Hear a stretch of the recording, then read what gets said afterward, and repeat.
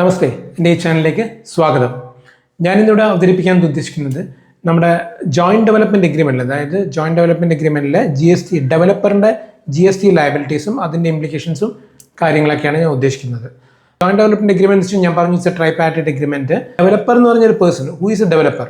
Developer എന്ന് വെച്ചാൽ നമ്മളിപ്പം ഒരു വ്യക്തി, അയാളായിരിക്കും ഈ അപ്പാർട്ട്മെൻറ്റ്സ് ഉണ്ടാക്കുന്ന ഒരു വ്യക്തി, അല്ലെങ്കിൽ കൺസ്ട്രക്ഷൻ ചെയ്തിട്ട് ഫ്ലാറ്റോ അല്ലെങ്കിൽ അപ്പാർട്ട്മെൻറ്റ്സോ അല്ലെങ്കിൽ റെസിഡൻഷ്യൽ അപ്പാർട്ട്മെൻറ്റ്സോ ഉണ്ടാക്കിയിട്ട് വിൽക്കുന്ന ഒരു വ്യക്തി അയാളായിരിക്കും.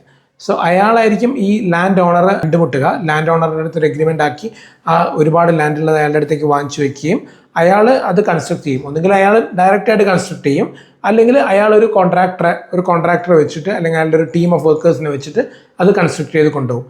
അപ്പോൾ ഇതാണ് ഇതിനകത്ത് വരുന്നത്. സോ ഇതിൻ്റെ അകത്ത് വരുന്നത് വെച്ചാൽ ഇപ്പം ഞാൻ നേരത്തെ പറഞ്ഞ പോലെ തന്നെ 3 പാർട്ടീസുള്ള ലാൻഡ് ഓണർ, ഡെവലപ്പർ, കോൺട്രാക്ടർ. അല്ലെ ഡെവലപ്പറാണ് നമ്മൾ ചെയ്യുന്നത്. സോ ഡെവലപ്പർ പർച്ചേസിങ് ലാൻഡ് അല്ലെങ്കിൽ ഒരു എഗ്രിമെൻറ്റ്, ലാൻഡ് ഓണറായിട്ടൊരു എഗ്രിമെൻ്റ് ആക്കുന്നു. എന്നിട്ട് ലാൻഡ് ഓണർക്ക് അത് കെട്ടിക്കഴിഞ്ഞ് കഴിഞ്ഞാൽ അല്ലെങ്കിൽ ഫ്ലാറ്റ് ആയിക്കഴിഞ്ഞാൽ നമ്മൾ അതിന് 50% അല്ലെങ്കിൽ 5 ഫ്ലാറ്റോ 10 ഫ്ലാറ്റോ എത്രയാണെന്ന് നമ്മൾ കൊടുക്കാം എന്നുള്ളൊരു എഗ്രിമെൻ്റ് ആക്കുന്നു. ഇപ്പോൾ ഇതിനെ നമ്മൾ ഡെവലപ്മെൻറ്റ് എഗ്രിമെൻ്റ് എന്നാണ് പറയുന്നത്, അല്ലെങ്കിൽ FSI എന്ന് പറയും, അല്ലെങ്കിൽ ട്രേഡ് ഡെവലപ്മെൻറ്റ്. ആ ഒരു ഡെവലപ്മെൻറ്റ് എഗ്രിമെൻ്റ് ആണ് പറയുന്നത്. അപ്പോൾ ആ ഡെവലപ്മെൻറ്റ് എഗ്രിമെൻ്റ് ആക്കുന്ന സമയത്ത് ഈ ഡെവലപ്പർക്ക് ഒരു 18% ലയബിലിറ്റി ഓഫ് GST ഉണ്ടാവും. അതായത് നമ്മൾ ഇയാളുമായിട്ട്, അതായത് ലാൻഡ് ഓണറായിട്ട് നമ്മൾ ഡെവലപ്മെൻറ്റ് എഗ്രിമെൻറ്റ് ഉണ്ടാക്കുന്ന സമയത്ത് 18% ലയബിലിറ്റി GST അയാൾ അടയ്ക്കേണ്ടി വരും. അത് അയാളുടെ ഒരു പെർസെൻറ്റേജ് ആണ്. അതിൻ്റെ ഒരു സർവീസ് കോഡ് 99471 ആണ് അതിൻ്റെ ഒരു HSN കോഡ് വരുന്നത്. സോ ആ ബേസിൽ വെച്ചിട്ട് നമ്മൾ 18% അയാൾ അടയ്ക്കുകയും അയാൾക്കിതിന് ഇൻപുട്ട് കിട്ടുമോ കിട്ടില്ല എന്നുള്ള 2 ആസ്പെക്റ്റ് ആണുള്ളത്. ഇപ്പോൾ അയാൾ റെസിഡൻഷ്യൽ പ്രോപ്പർട്ടിയാണ് ഉണ്ടാക്കുന്നത്, അല്ലെങ്കിൽ അഫോർഡബിൾ റെസിഡൻഷ്യൽ പ്രോപ്പർട്ടിയാണ് ഉണ്ടാക്കുന്നതെങ്കിൽ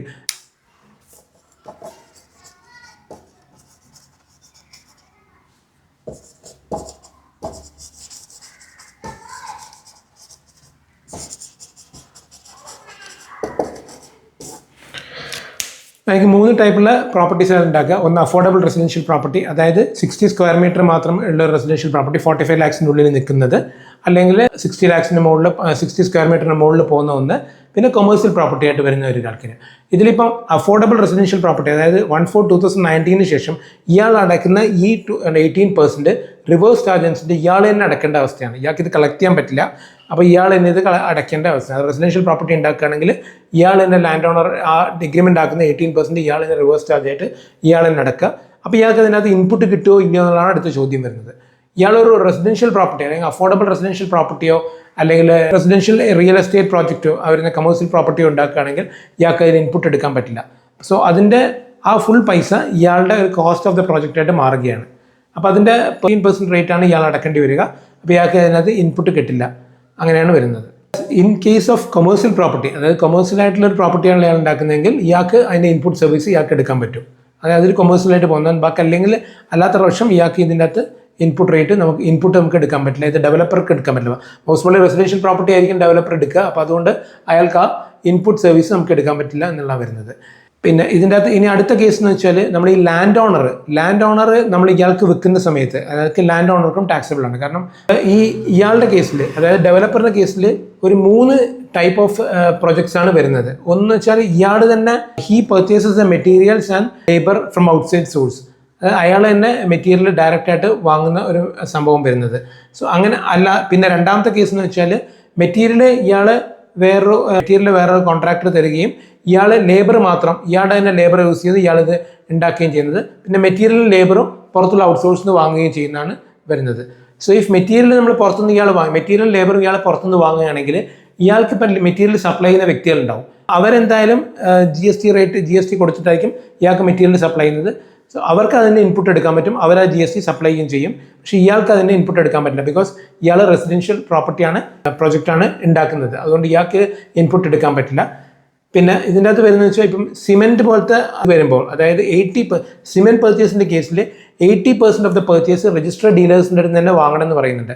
സോ രജിസ്റ്റർഡ് ഡീലേഴ്സിൻ്റെ അടുത്ത് വാങ്ങാത്ത പക്ഷം ബാക്കിയുള്ളത് രജിസ്റ്റർഡ് ഡീലേഴ്സിൽ നിന്ന് വാങ്ങാത്ത സിമെൻറ്റിന് 28% റിവേഴ്സ് ചാർജ് അനുസരിച്ചിട്ട് ഡെവലപ്പർ പൈസ കൊടുക്കേണ്ടി വരും. അതായത് 80% of the purchase of the cement should be purchased from the registered ഡീലറിൻ്റെ അടുത്ത് വാങ്ങണം. ഇനി നമ്മളത് വാങ്ങിച്ചിട്ടില്ലെങ്കിൽ നമ്മൾ അതിൻ്റെ 28% എത്രയാണോ പർച്ചേസ് കോസ്റ്റ് വരുന്നത് അതിൻ്റെ 28% റിവേഴ്സ് ചാർജ് ആയിട്ട് ഡെവലപ്പർ തന്നെ അടക്കേണ്ടി വരും. സിമെൻറ്റ് മാത്രമല്ല ബാക്കിയുള്ള ഗുഡ്സും ഉണ്ടാവുമല്ലോ. ഇപ്പം നമ്മളിപ്പം സിമെൻറ്റ് മാത്രമല്ലാണ്ട് ബാക്കിയുള്ള ഗുഡ്സൊക്കെ നമുക്ക് കൺസ്ട്രക്ഷന് വേണ്ടി വരുമല്ലോ. അപ്പം അതിൻ്റെ അകത്ത് ഇപ്പം natural gas, motor spirit oil, high density diesel ഇതൊക്കെ ഒഴിച്ചിട്ട് ബാക്കി എല്ലാ സാധനങ്ങളും രജിസ്റ്റർഡ് ഡീലേഴ്സിൻ്റെ അടുത്ത് വാങ്ങണം എന്ന് തന്നെ പറയുന്നുണ്ട്. സോ രജിസ്റ്റർഡ് ഡീലേഴ്സിൻ്റെ അടുത്ത് വാങ്ങണം എന്നുള്ളത് വളരെ നിർബന്ധമായ ഒരു കാര്യം തന്നെയാണ്.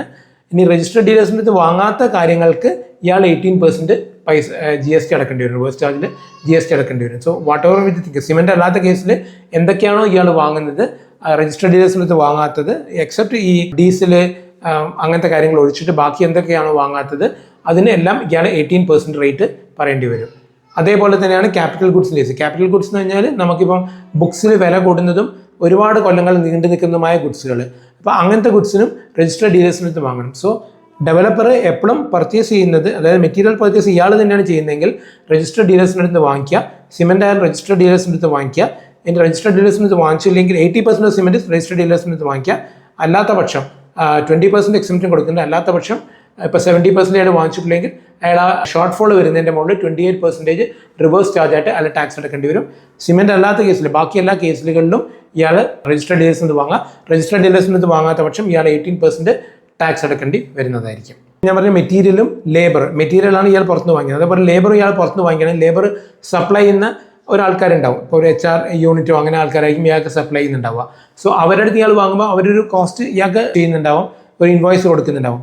അപ്പോൾ അതിൻ്റെ മുകളിൽ അവർ GST ഇൻവോയ്സ് ആയിരിക്കും ഇഷ്യൂ ചെയ്യുന്നുണ്ടാവുക. അവർക്ക് ആ ഇൻപുട്ട് എടുക്കാൻ പറ്റും, പക്ഷേ ഇയാൾക്ക് ഇൻപുട്ട് എടുക്കാൻ പറ്റില്ല. Because he is making residential property. So in case of residential property നമ്മുടെ ഡെവലപ്പർക്ക് ഒരിക്കലും ഇൻപുട്ട് എടുക്കാൻ പറ്റില്ല. അയാൾക്കത് ആ മാർജിൻ കുറയുകയോ അല്ലെങ്കിൽ അയാളനുസരിച്ച് കോസ്റ്റിൽ ഇൻക്രീയോ ചെയ്യേണ്ടി വരും. അപ്പോൾ ലേബറും മെറ്റീരിയലും ഇയാൾ പുറത്തുനിന്ന് വാങ്ങിക്കുന്നതെങ്കിൽ അതിൻ്റെ മുകളിൽ GST ഇൻവോയ്സ് ഇയാൾക്ക് കിട്ടാനുള്ള അധികാരമുണ്ട്. പക്ഷേ GST എടുക്കാൻ പറ്റില്ല. ഇൻപുട്ട് മറ്റവർക്ക് എടുക്കാൻ പറ്റുന്നതായിരിക്കും. ഇനി സെക്കൻഡ് മെത്തേഡിൽ എന്ന് വെച്ചാൽ മെറ്റീരിയൽ ഇപ്പം സപ്ലൈ ചെയ്യുന്നത് ലേബർ ഇയാളുടെ തന്നെ ലേബറാണ് യൂസ് ചെയ്യുന്നതെന്ന് വെച്ചു. മെറ്റീരിയൽ സപ്ലൈ ചെയ്യുന്ന ലേബർ ഇയാളുടെ തന്നെ ലേബറാണ്. അങ്ങനെയാണെങ്കിൽ ഇയാൾക്ക് GST അടക്കേണ്ടി വരുമോ ഇല്ലയോ എന്നുള്ളതാണ് അടുത്ത ചോദ്യം വരുന്നത്. ഇപ്പം ഇയാളുടെ തന്നെ ലേബർ യൂസ് ചെയ്തിട്ട് ഇയാൾ പറയുകയാണെങ്കിൽ ഷെഡ്യൂൾ 2 പറയുന്നുണ്ട് എംപ്ലോയർ റിലേഷൻഷിപ്പിന് GST ബാധകമല്ല എന്ന് പറയുന്നുണ്ട്. സോ അങ്ങനെ വരുമ്പോൾ ഈ വേജസിൻ്റെ മുകളിൽ ഇയാൾ GST അടക്കേണ്ട ആവശ്യമില്ല. അത് ഇയാളുടെ തന്നെ എംപ്ലോയീസിനെ യൂസ് ചെയ്ത് ഇയാൾ പുറത്തുള്ള ഔട്ട്സോഴ്സിംഗ് അല്ല, ഇയാളുടെ തന്നെ എംപ്ലോയീസിനെ യൂസ് ചെയ്തിട്ട് ഇയാൾ ചെയ്യുകയാണെങ്കിൽ ഇയാൾ ആ വേജസിൻ്റെ മുകളിൽ GST അടക്കേണ്ട ആവശ്യം വരുന്നില്ല. മറ്റേതിൻ്റെ മുകളിൽ ബാക്കി മെറ്റീരിയലും അതേപോലെ തന്നെയാണ്. മെറ്റീരിയലും ഇയാളുടെ തന്നെ മെറ്റീരിയലാണ് യൂസ് ചെയ്യുന്നതെങ്കിൽ അല്ലെങ്കിൽ ഇയാളുടെ തന്നെ സ്റ്റോക്ക് ചെയ്യുന്ന മെറ്റീരിയലാണെങ്കിൽ അതിൻ്റെ മുകളിലും ഇയാൾക്ക് GST എടുക്കേണ്ട ആവശ്യം വരുന്നില്ല. പക്ഷേ GST പൊതുവെ മെറ്റീരിയൽ എപ്പോഴും പുറത്തുനിന്നായിരിക്കും വാങ്ങിക്കുക. അപ്പോൾ അങ്ങനെയാണെങ്കിൽ GST ഇയാൾക്ക് എടുക്കാൻ പറ്റില്ല, ഇൻപുട്ട് ഇയാൾക്ക് എടുക്കാൻ പറ്റില്ല. പക്ഷേ GST ഇൻവോയ്സ് ഇഷ്യൂ ചെയ്യാൻ പറ്റില്ല. ലേബറിൻ്റെ കേസിൽ ഇയാളുടെ തന്നെ ലേബർ ആണെങ്കിൽ അതിൻ്റെ അത് GST എടുക്കേണ്ട ആവശ്യമില്ല. ലേബറിൻ്റെ കേസിൽ തന്നെ ഇപ്പം വരുന്ന ലേബേഴ്സിനൊക്കെ ഇയാളെന്തെങ്കിലും ക്യാൻറ്റീൻ ഫെസിലിറ്റി പോലെ അല്ലെങ്കിൽ ടീയോ കോഫിയോ അങ്ങനെ എന്തെങ്കിലും കൊടുക്കുന്നുണ്ടെങ്കിൽ അതിൻ്റെ മുകളിൽ ഇയാൾക്ക് GST വരുന്നില്ല. അതായത് ടീയോ കോഫിയോ അങ്ങനെ എന്തെങ്കിലും ടിഫിൻസോ എന്തെങ്കിലും ഇഷ്യൂ ചെയ്യുന്നുണ്ടെങ്കിൽ ഇയാളുടെ തന്നെ ലേബേഴ്സ് ആണെങ്കിൽ അതിന് വേണ്ടി വരുന്നില്ല. പക്ഷേ ഇൻ കേസ് ഇയാളിപ്പം ടീയോ കോഫിയോ കൊടുക്കുന്ന പുറത്തുള്ള ഹോട്ടലായിട്ട് കോൺട്രാക്ട് ചെയ്യുകയാണെങ്കിൽ അവർ GST ഇൻവോയ്സ് ഇഷ്യൂ ചെയ്യേണ്ടി വരും. അവർക്ക് ഇൻപുട്ട് എടുക്കാം, പക്ഷേ ഇയാൾക്ക് ഇൻപുട്ട് എടുക്കാൻ പറ്റില്ല. സോ പുറത്തുനിന്നുള്ള എന്ത് സാധനങ്ങൾ വാങ്ങുമ്പോഴും അതായത് ഇയാളുടെ തന്നെ സോഴ്സ് നിന്നല്ലാണ്ട് വാങ്ങുന്ന കേസിലെല്ലാം GST ബില്ല് നിർബന്ധമായും വെക്കേണ്ടി വരും. GST കളക്ട് ചെയ്യേണ്ടി വരും.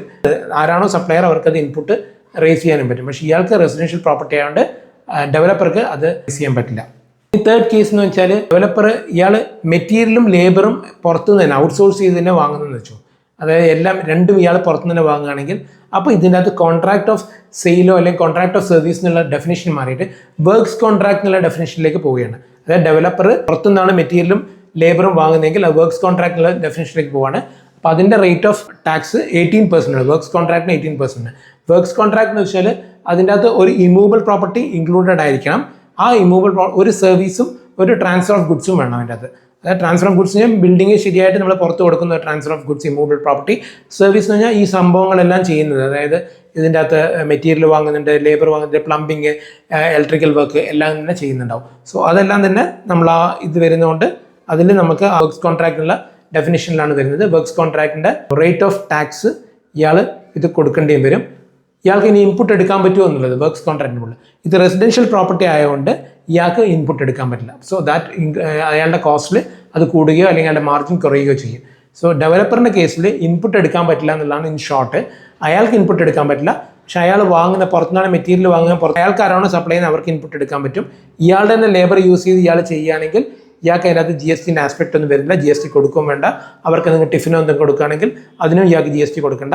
ഇനി ഇയാൾ രണ്ടും പുറത്തു നിന്ന് മെറ്റീരിയലും ലേബറും ഇയാൾ ഔട്ട്സോഴ്സ് ചെയ്ത് പുറത്തുനിന്ന് കോൺട്രാക്ടർ കൊണ്ടാണ് ചെയ്യിക്കുന്നതെങ്കിൽ അത് വർക്ക്സ് കോൺട്രാക്ടർ ഡെഫിനിഷനിലേക്ക് പോവുകയും അതിന് 18% റേറ്റ് വരികയും ചെയ്യും.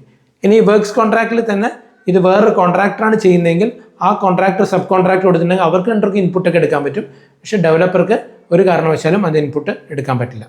ഒരു ബിൽഡിംഗ് നമ്മൾ എടുക്കുകയാണ്. ബിൽഡിംഗ് നമ്മൾ എടുക്കുമ്പം അതിൻ്റെ അകത്ത് ഒരു പോർഷൻ ഇപ്പോൾ 20:18 ആണെന്ന് വെച്ചോ. 20:18 commercial property is residential property. അതായത് 20% കൊമേഴ്സ്യൽ പ്രോപ്പർട്ടിയും അതിനകത്ത് 80% റെസിഡൻഷ്യൽ പ്രോപ്പർട്ടിയാണ് അസ്യൂം ചെയ്യുക. അപ്പോൾ അങ്ങനെ വരുമ്പം GST കാൽക്കുലേറ്റ് ചെയ്യുമ്പം ഹോൾ പ്രോജക്റ്റിൻ്റെ മുകളിലാണ് GST കാൽക്കുലേറ്റ് ചെയ്യുക. പക്ഷെ നമ്മൾ റെസിഡൻഷ്യലിൻ്റെ മാത്രം കാൽക്കുലേറ്റ് ചെയ്യാൻ അതിൻ്റെ ഒരു പ്രപ്പോർഷൻ റെസിഡൻഷ്യലിൻ്റെ പ്രപ്പോർഷൻ വരുമല്ലോ. ആ പ്രപ്പോർഷൻ നമുക്ക് അതിനകത്ത് നിന്ന് കുറയ്ക്കാൻ പറ്റും. റെസിഡൻഷ്യൽ പ്രോപ്പർട്ടി 1/3 ലാൻഡ് വാല്യൂ നമുക്ക് കുറയ്ക്കാൻ പറ്റും. അതിൽ തന്നെ അൺബുക്ക്ഡ് ആയിട്ടുണ്ടെങ്കിൽ, അതായത് ബുക്ക് ചെയ്തിട്ട് വിൽക്കാൻ പറ്റാത്ത ഗുഡ്സ് ഉണ്ടെങ്കിൽ ആ റെസിഡൻഷ്യൽ, അപ്പോൾ റെസിഡൻഷ്യലിൻ്റെ GST നമുക്ക് ടോട്ടൽ GST നമുക്ക് റെസിഡൻഷ്യലിൻ്റെ GST മാത്രം കാൽക്കുലേറ്റ് ചെയ്ത് അതിൻ്റെ അകത്ത് നിന്ന് വിറ്റ് പോകാത്ത ഫ്ലാറ്റിന് നമ്മൾ GST കുറച്ചതിന് ശേഷം മാത്രമുള്ള GST നമ്മൾ അടച്ചാൽ മതിയാവും. അതൊരു ചെറിയൊരു കോംപ്ലിക്കേറ്റഡ് കാൽക്കുലേഷനാണ്. അപ്പോൾ ആ ഒരു കാൽക്കുലേഷൻ, അതായത് നമ്മൾ എത്രയാണോ വിൽക്കുന്നത് ആ വിൽക്കുന്ന പ്രോപ്പർട്ടീൻ്റെ മുകളിൽ മാത്രം ഡെവലപ്പർ GST അടച്ചാൽ മതിയാവും. വിൽക്കാത്ത പ്രോപ്പർട്ടി എന്തെങ്കിലും അവിടെ നിൽക്കുന്നുണ്ടെങ്കിൽ അതിൻ്റെ മുകളിൽ അയാൾ GST അടക്കേണ്ട. അതിന് മുകളിൽ അയാൾക്ക് ആ GST എക്സംഷൻ കിട്ടും. അത് അയാളുടെ റിട്ടേൺസിൽ കാണിച്ചു പോയാൽ മതിയാവും. ഇതേ പ്രോപ്പർട്ടി തന്നെ ഇയാൾ തന്നെ പേഴ്സണലൈസ് ചെയ്ത ഒരു പ്രോപ്പർട്ടി അതിൻ്റെ അകത്ത് എടുക്കുകയാണെന്ന് വെച്ചോ. അതായത് ഇയാളുടെ സ്വന്തം ആവശ്യത്തിന് വേണ്ടി, അല്ലെങ്കിൽ ഇയാൾ ഒരു 10 ഫ്ലാറ്റ് വെക്കുമ്പോൾ ഒരു ഫ്ലാറ്റ് ഇയാളുടെ പേരിൽ തന്നെ എഴുതിയെടുക്കുകയാണെങ്കിൽ അത് ഇയാൾക്ക് സെയിലായിട്ട് കണക്കൂട്ടില്ല. അതിൻ്റെ മുകളിൽ ഇയാൾക്ക് GST അടക്കേണ്ടിയും വരില്ല. ഇനി ഇതിൻ്റെ വാലുവേഷൻ ഓഫ് ഫ്ലാറ്റിൻ്റെ മുകളിൽ വരുന്നത്, വാലുവേഷൻ ഓഫ് ഫ്ലാറ്റ് എന്ന് പറഞ്ഞാൽ ഞാൻ പറഞ്ഞു അഫോർഡബിൾ റെസിഡൻഷ്യൽ പ്രോപ്പർട്ടിക്കൊക്കെ അതായത് ലിമിറ്റ് വരുന്നത് 45 lakhs അഫോർഡബിൾ. ഈ 45 lakhsൽ എന്തൊക്കെ ഇൻക്ലൂഡ് ആകുമെന്ന് വെച്ചാൽ എന്തൊക്കെ കോസ്റ്റ് നമ്മൾ ചാർജ് ചെയ്യുന്നുണ്ടോ അതെല്ലാം കോസ്റ്റ് ഈ 45 lakhsൽ വരും. അത് മെയിൻ്റനൻസ് കോസ്റ്റ് വരും, ബാക്കി എല്ലാ കോസ്റ്റും. അതിൻ്റെ അത് വരാത്ത ചില കോസ്റ്റുകൾ മാത്രമേ ഉള്ളൂ. ഒന്ന് ക്ലബിൻ്റെ കോസ്റ്റ്, അല്ലെങ്കിൽ നിങ്ങൾ സ്റ്റാറ്റ്യൂട്ടറി സ്റ്റാമ്പ് പേപ്പർ ഡ്യൂട്ടി അങ്ങനത്തെ എന്തെങ്കിലും പേയ്മെൻറ്റ് ചെയ്തിട്ടുണ്ടെങ്കിൽ മാത്രമേ അതിൻ്റെ അകത്ത് വരാതിരിക്കുകയുള്ളൂ. ബാക്കി എല്ലാ കോസ്റ്റുകളും നമ്മൾ അതിൻ്റെ അകത്ത് വരുന്നതായിരിക്കും. ഡെവലപ്പർ ലാൻഡ് ഓണർക്ക് ഒരു പോർഷൻ ഇത് കൊടുക്കുന്നുണ്ടാവില്ല, അയാളുടെ കൺസിഡറേഷനായിട്ട്, അയാളുടെ ലാൻഡിൻ്റെ കൺസിഡറേഷനായിട്ട് നമ്മളിത് കൊടുക്കുന്നുണ്ടാവും. ലാൻഡ് ഓണർ ആ ഫ്ലാറ്റുകൾ പുറത്ത് വിൽക്കുകയാണെങ്കിൽ അതിൻ്റെ മുകളിൽ അയാൾ GST കളക്ട് ചെയ്യണം. ആ GST കളക്ട് ചെയ്യുന്ന എമൗണ്ട് ഇയാളൊരു GST ഫസ്റ്റ് അടച്ചിട്ടുണ്ടാവും. ലാൻഡ് ഓണർക്ക് ഇത് കൊടുക്കുന്ന സമയത്ത് ചെയ്തിട്ടുണ്ടാവും. ആ GST അഡ്ജസ്റ്റ് ചെയ്ത് ഇൻപുട്ട് അഡ്ജസ്റ്റ് ചെയ്ത് നമുക്ക് ചെയ്യാൻ പറ്റും. സോ ലാൻഡ് ഓണർക്കും GST ലയബിലിറ്റി വരുന്നുണ്ടാവും. സോ ഇൻ ഷോർട്ട്, നമ്മൾ ഡെവലപ്പർ എന്നൊരു വ്യക്തിയാണ് ലാൻഡ് ഓണർ കണ്ടുപിടിക്കുന്നതും അയാളായിട്ടുള്ള എഗ്രിമെൻ്റ് ഉണ്ടാക്കുന്നതും. സോ ആ എഗ്രിമെൻ്റ് ഉണ്ടാക്കുമ്പം അതിന് വരുന്ന വാല്യൂവിൻ്റെ മുകളിൽ വരുന്ന കോസ്റ്റ് നമ്മൾ GST അടക്കണം, ഡെവലപ്പർ അടയ്ക്കണം. അത് റിവേഴ്സ് ചാർജ് ആയിട്ടാണ് 1/4/2019 തൊട്ട് അടക്കേണ്ടി വരുമോ. അത് 18% ആണ് റേറ്റ് വരുന്നത്. റെസിഡൻഷ്യൽ പ്രോപ്പർട്ടി ആകുന്ന സമയത്ത് ഡെവലപ്പർക്ക് യാതൊരു ഇൻപുട്ടും കിട്ടില്ല. What ever may be GST നമ്മൾ പേ ചെയ്താലും അതെല്ലാം ഇയാളുടെ കോസ്റ്റിലേക്ക് ആഡ് ചെയ്ത് പോകും. ഇപ്പോൾ സാധാരണ അഫോർഡബിൾ റെസിഡൻഷ്യൽ അപ്പാർട്ട്മെൻറ്റ് അങ്ങനത്തെ ഇതൊക്കെയാണെങ്കിൽ, അതായത് 60 സ്ക്വയർ മീറ്ററിന് താഴെയുള്ളതോ 60 സ്ക്വയർ മീറ്റർ ഉള്ളതോ, അല്ലെങ്കിൽ മെട്രോയിലാണെങ്കിൽ 90 സ്ക്വയർ മീറ്ററിന് ഉള്ള ഒരു പ്രോപ്പർട്ടി ആണെങ്കിൽ 1% ആണ് GST റേറ്റ് വരുന്നത്. മറ്റേ അഫോർഡബിൾ അല്ലാത്തതിന് 2.5% വരുന്നുണ്ട്. അതേപോലെ പിന്നെ ഈ RREP, അതായത് റിയൽ എസ്റ്റേറ്റ് പ്രോജക്റ്റ് എന്ന് പറഞ്ഞിട്ട് വരുന്ന ഒരു RREP പ്രോജക്റ്റ് ഉണ്ട്. അതിൻ്റെ കൊമേഴ്സ്യൽ പ്രോപ്പർട്ടി ആണെങ്കിലും അതിൻ്റെ മുകളിലും 2.5% CGST മാത്രം. അപ്പോൾ രണ്ടും കൊടുക്കുമ്പോൾ 5% നമ്മൾ അടക്കേണ്ടി വരും. പ്യുവർലി കൊമേഴ്സ്യൽ പ്രോപ്പർട്ടി ആണെങ്കിൽ അതിൻ്റെ മുകളിൽ 12% ആണ് റേറ്റ് വരുന്നത്. നമ്മൾ ഡെവലപ്പർ 3 ടൈപ്പിലാണ് മെറ്റീരിയലും അല്ലെങ്കിൽ ഇത് ഫ്ലാറ്റ് ഉണ്ടാക്കുക. ഒന്ന് അയാൾ തന്നെ അയാളുടെ മെറ്റീരിയൽ പുറത്തുനിന്ന് വാങ്ങിക്കുക. അയാളുടെ മെറ്റീരിയലും ലേബറും അയാളുടെ തന്നെ ഒരു സോഴ്സിൽ നിന്ന് അയാൾ ഉണ്ടാക്കുന്നതാണെങ്കിൽ അയാൾ വാങ്ങുന്നത് ഇപ്പോൾ രജിസ്റ്റർഡ് ഡീലേഴ്സിൻ്റെ അടുത്ത് തന്നെ വാങ്ങണം.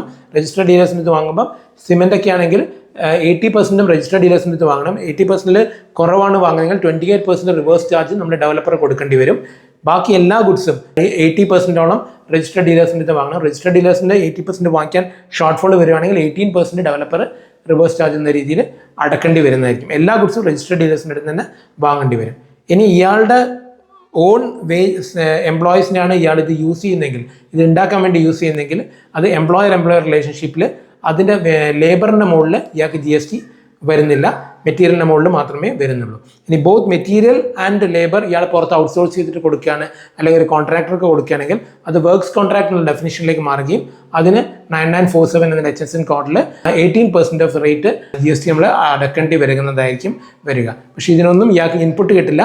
ഇതിനെല്ലാം റെസിഡൻഷ്യൽ പ്രോപ്പർട്ടി ആയതുകൊണ്ട് അതെല്ലാം കോസ്റ്റിൽ ആഡ് ചെയ്ത് പോവുകയാണ്. ഇനി ഇയാളുടെ ആവശ്യത്തിന് വേണ്ടി തന്നെ ഒരു പേഴ്സണൽ പ്രോപ്പർട്ടി അതിൻ്റെ അകത്ത് എടുക്കുകയാണെങ്കിൽ അതിന് ഇയാൾ GST അടക്കേണ്ട ആവശ്യമില്ല. ലാൻഡ് ഓണർ അൾട്ടിമേറ്റ്ലി അയാളുടെ ഷെയർ ഓഫ് പ്രോപ്പർട്ടി വിൽക്കുകയാണെങ്കിൽ അതിൻ്റെ മുകളിൽ അയാൾ GST കളക്ട് ചെയ്യേണ്ടി വരും. ആ GST അയാൾക്ക് ഇൻപുട്ടിൽ അഡ്ജസ്റ്റ് ചെയ്ത് എടുക്കാനും പറ്റുന്നതായിരിക്കും. ഹോൾ ഫ്ലാറ്റ് അയാൾക്ക് വിൽക്കേണ്ടി വരില്ല എന്ന് ഒരു പ്രപ്പോർഷൻ ഫ്ലാറ്റ് മാത്രമേ അയാൾ വിൽക്കുന്നുള്ളൂ. ബാക്കിയൊക്കെ അയാൾക്ക് വിൽക്കാൻ പറ്റാണ്ട് നിൽക്കുകയാണെങ്കിൽ നമ്മൾ GST കാൽക്കുലേറ്റ് ചെയ്യുമ്പോൾ ആ പ്രപ്പോർഷൻ നമ്മൾ കുറച്ചിട്ട്, അതായത് എത്രയാണോ അയാൾ വിറ്റത് ആ വിറ്റതിൻ്റെ പോർഷന് മാത്രം അയാൾ GST അടച്ചാൽ മതി. അത് ഡെവലപ്പർ അടച്ചാൽ മതി. ബാക്കിയുള്ളതിന് അയാൾ GST അടയ്ക്കേണ്ട. ബാക്കി ഇപ്പോൾ ഓൺ യൂസ് ആണെങ്കിൽ GST അടയ്ക്കേണ്ട. അയാൾ തന്നെ അയാളുടെ ആവശ്യത്തിന് വേണ്ടി GST ഒരു ഫ്ലാറ്റ് അയാൾ എടുക്കുകയാണെങ്കിൽ അതിന് GST വരില്ല. വർക്ക്സ് കോൺട്രാക്റ്റിൻ്റെ മുകളിലാണെങ്കിൽ 18%, അതായത് മെറ്റീരിയൽ ലേബറും അയാൾ പുറത്തുനിന്ന് വാങ്ങുകയാണെങ്കിൽ 18% വരും. സാധാരണഗതിയിൽ GSTൻ്റെ റേറ്റ് വരെ 1%, 2.5%, 12% ആണ്. റെസിഡൻഷ്യൽ പ്രോപ്പർട്ടി ആയതുകൊണ്ട് ഇൻപുട്ട് അയാൾക്ക് എടുക്കാൻ പറ്റുന്നില്ല. അയാളുടെ ലേബർ തന്നെ അയാൾ യൂസ് ചെയ്യുകയാണെങ്കിൽ അതിൻ്റെ അകത്തേക്ക് GST ഇല്ല. അതേപോലെ തന്നെ അയാളിപ്പം ഒരു ചായ അങ്ങനത്തെ എന്തെങ്കിലും ടിഫിൻസ് ഒക്കെ അയാൾ കൊടുക്കുന്നുണ്ടെങ്കിൽ അയാളുടെ ഓൺ ലേബറിന് കൊടുക്കുന്നുണ്ടെങ്കിൽ അതിൻ്റെ ആ കോസ്റ്റിൻ്റെ മുകളിലും അയാൾക്ക് GST അടക്കേണ്ടി വരില്ല എന്നുള്ളതാണ് വരുന്നത്. ഇതാണ് ഡെവലപ്പറിൻ്റെ കേസിൽ, അതായത് GSTയിൽ ജോയിൻറ്റ് ഡെവലപ്മെൻറ്റ് എഗ്രിമെൻറ്റിൽ ഡെവലപ്പറിൻ്റെ GST ലയബിലിറ്റീസ് ഈ രീതിയിലൊക്കെയാണ് വരുന്നത്. കഴിയുന്നതും രജിസ്റ്റർഡ് ഡീലേഴ്സിൻ്റെ അടുത്ത് വാങ്ങിക്കുക. രജിസ്റ്റർഡ് ഡീലേഴ്സിൻ്റെ നിന്ന് വാങ്ങിച്ചില്ലെങ്കിൽ 28% അടക്കേണ്ടി വരും. രജിസ്റ്റർഡ് ഡീലേഴ്സിൻ്റെ അടുത്ത് തന്നെ വാങ്ങേണ്ടി വരും.